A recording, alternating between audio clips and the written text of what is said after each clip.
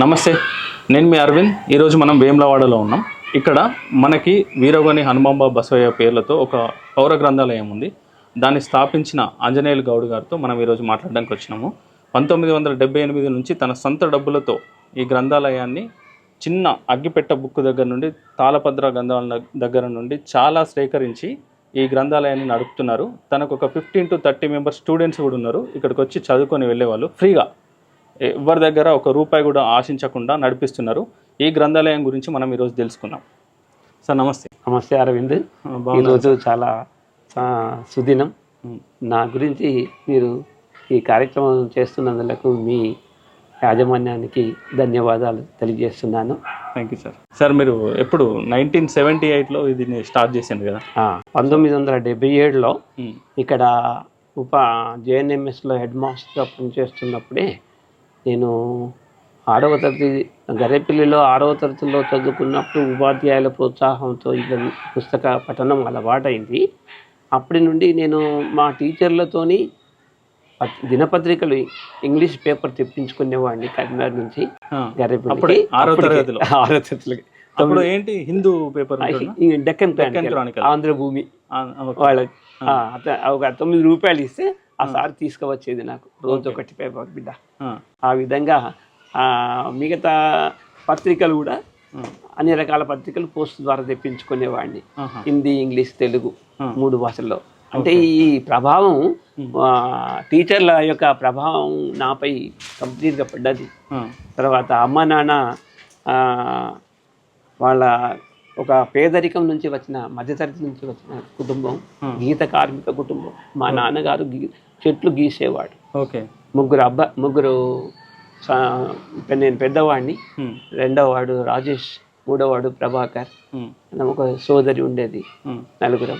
అయితే ఈ ఇంటికి పెద్దవాడు అవుట్లా నేను డిగ్రీ వరకు చదువుకొని MA ఎకనామిక్స్ సీట్ దొరికిన ఒక 1000 రూపాయలు లేక నేను పీజీ చేయలేకపోయినా బాబు. ఫీజు కట్టడానికి 1000 రూపాయల ఫీజు 2 సంవత్సరాలకు 1000 రూపాయలు కావాలి.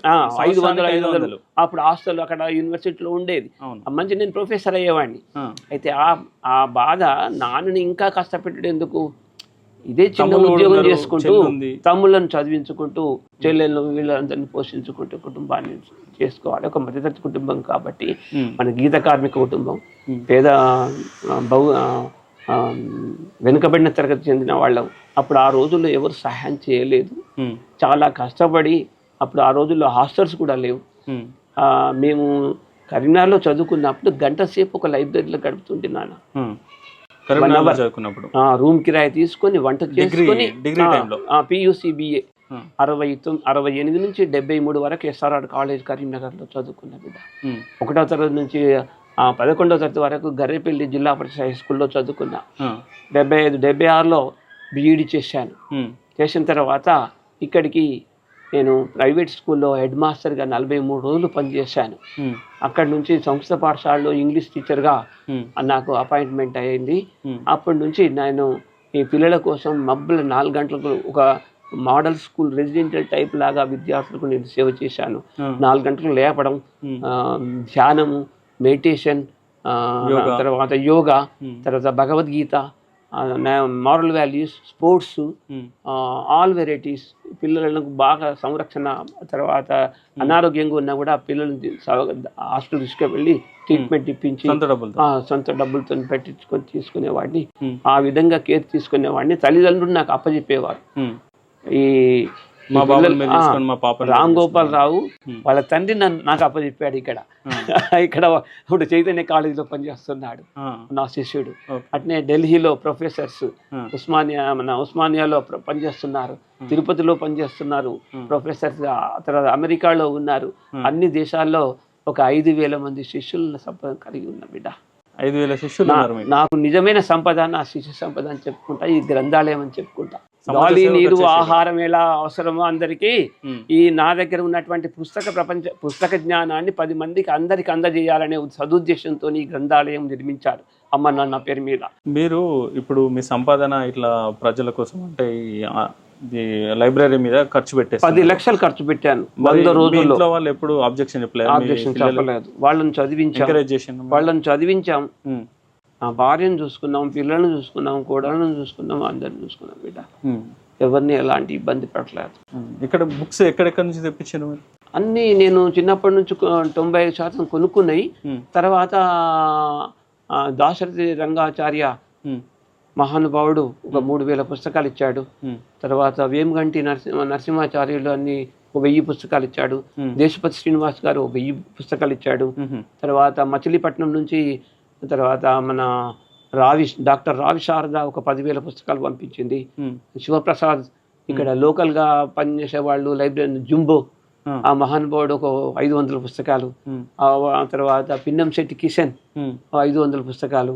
తర్వాత కరీంనగర్ లో ఇటిక్యాల రాము అతను 200 పుస్తకాలు. నంది సీనన్న నా శిష్యుడు అక్కడ కరీంనగర్లో చేస్తాడు బేట, అతడు 250 పంపించాడు.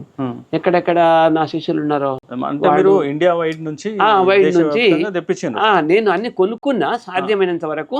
మిగతాయి నేను రిటైర్ అయిన తర్వాత నేను సేవ్ చేస్తున్న కొద్ది ఫేస్బుక్ లో వెళ్తుంది కదా మీడియా ద్వారా అవన్నీ వెళ్తుంది కదా, అప్పుడు వాళ్ళు వచ్చి మా దగ్గర పుస్తకాలని మేము పంపిస్తాం అని చెప్పి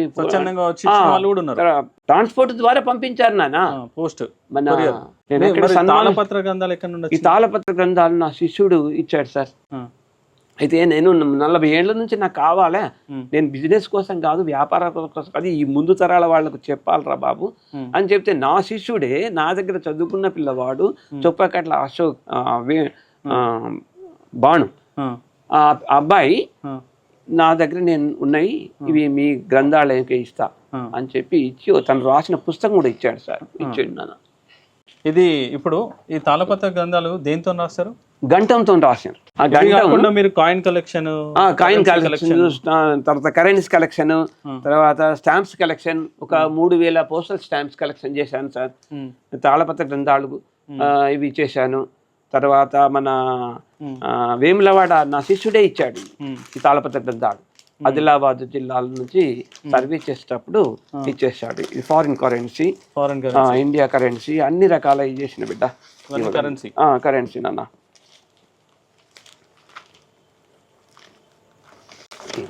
కరెన్సీ చాలా ఉన్నాయి, అన్ని ప్రపంచం అన్ని వాళ్ళు. మా పెద్ద అబ్బాయి తీసుకొచ్చాడు కరెన్సీ కాయిన్స్ కూడా నాని.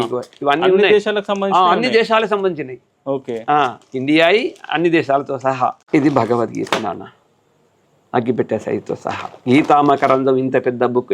ఒక భగవద్గీతలు 150 రకాలు ఉన్నాయి నాన్న. రామాయణాలు 150, భాగవతం 150, భారతం 150, వేదాలు, ఉపనిషత్తులు, బైబిల్, ఖురాన్, బౌద్ధం, జైనిజం, నిరంకారి, తర్వాత మన ఒక 18 రకాల మత పుస్తకాలు ఉన్నాయి నాన్న. 18 రకాల మత పుస్తకాలు. సాయిబాబా, పుట్టపర్తి, రాధాస్వామి, ఒక 3500 పుస్తకాలు రాధాస్వామి పుస్తకాలు ఉన్నాయి.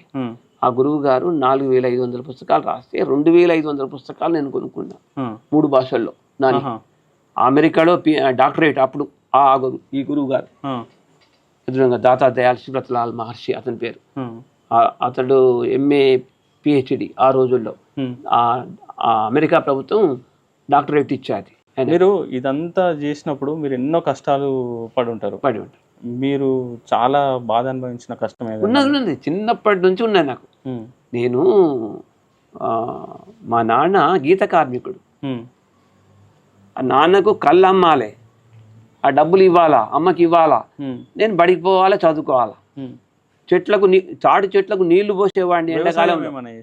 వ్యవసాయం పని ఉండే, వ్యవసాయ పని చేసుకుంటూ తాటి చెట్లకు ఎండాకాలం నీళ్లు పోసుడు, ఎండిపోకుండా వాటి పొయ్యి రావడం, పసులు చేయడం, ఇంట్లో పని చేసుకోవడం, ఇటు చదువుకోవడం, అట్లా కష్టపడ్డా బిడ్డ. కరీంనగర్ లో ఉన్నప్పుడు ఒక 20 మంది పిల్లలకు ట్యూషన్ చెప్పి వేసవి సెలవులలో ఒక్కొక్క విద్యార్థి 5 రూపాయలు ఇచ్చేది కొడుక. 100 రూపాయలతో సెలవులు అక్కడనే గడిపేవాడిని కరీంనగర్లో, గరిపెళ్ళి పోకుండా. అట్లా మళ్ళీ రూమ్ కిరాయి, వంట చేసుకొని తినుకుంటూ, డిగ్రీ ఇవన్నీ టైప్ నేర్చుకొని అందరితో సహకరించుకుంటూ అట్లా ఆ విధంగా ఎదిగినది. మరి మీకు అంత అప్పుడు మీకు తినడానికే అంత కష్టంగా ఉన్నప్పుడు మీరు సొంత డబ్బులతో లైబ్రరీ నిర్మించాలి అని సంకల్పం ఎట్లా కలిగింది మీకు? నాకు ఇక్కడ నేను ఈ కాలేజీలో పనిచేసినప్పుడు సంస్థ కాలేజీలో పనిచేసినప్పుడు అన్ని పుస్తకాలు విద్యార్థులకు అవైలబుల్ లేకుంటుండే. అయితే ఎప్పుడైనా అరే మన గ్రంథాలే మనకు ఉన్నట్టుంటే ఇక్కడ ఉన్న వాళ్ళంతా చదువుకుంటారు. ఎవరైనా వాడు హై స్కూల్ కానీ కాలేజ్ కానీ యూనివర్సిటీ స్టూడెంట్ కానీ ఎవరైనా కానీ బయట పోటీ నిరుద్యోగులు కానీ అన్ని రకాలే ఉండాలా అనే భావన కలిగింది నాకు. కలిగి కొనుక్కుంటా పెడుతున్నా. ప్రతి సంవత్సరం కొనుక్కుంటా. 95% నేను కొనుక్కున్న పుస్తకాలు ఇవన్నీ. మొత్తం ఎన్ని పుస్తకాలు ఉంటాయి మీ లైబ్రరీలో? 1,50,000 పుస్తకాలు, 50,000 పత్రికలు ఉంటాయి. 40 ఏళ్ల పత్రికలు నాన్న.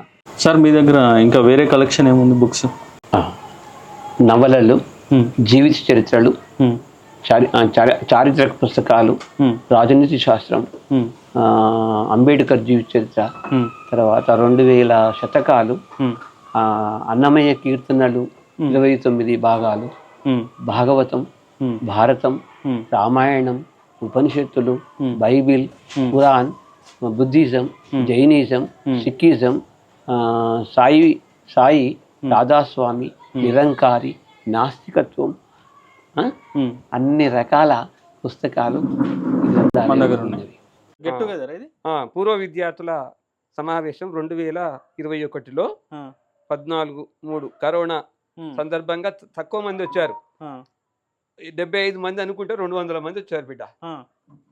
నాంపల్లిలో 10 గంటల నుంచి 5 గంటల దాకా వాళ్ళతో డ్యాన్సులు, పాటలు, కాటలు. నేను కూడా వాళ్ళతో ఆనందంగా నాని అప్పుడు గడ్డ ఉన్నది. ఇగో ఇక్కడ ఉంటుంది చూడు, ఇగో గడ్డం. ఇగో ఈయన ప్రిన్సిపల్ అయ్యా. అటు కాలేజీకి ఆయన పిల్లర్, నేను పాఠశాలకు నేను పిల్లర్ను, మూల స్తంభాలం నాని. ఇప్పటికి ఏదో అపద వచ్చినా తీసుకోరా పో ఒక చదువుకో అని అట్లా సాయం చేసిన కొడుక. నేను దాచుకునేటోని కాదు, దోచుకునేటోని కాదు, సరస్సును నమ్ముకొని సేవ చేసిన బేట అంతే. భగవంతుని దయ వల్ల నా శిష్యులందరూ సంతోషంగా ఉన్నారు. వాళ్ళే నా సంపద. ఈ లైబ్రరీ నా సంపద. ఈ బిల్డింగ్లొద్దు, బంగారాలొద్దు, ఎస్టేట్లొద్దు, ఈ సంపదలొద్దు.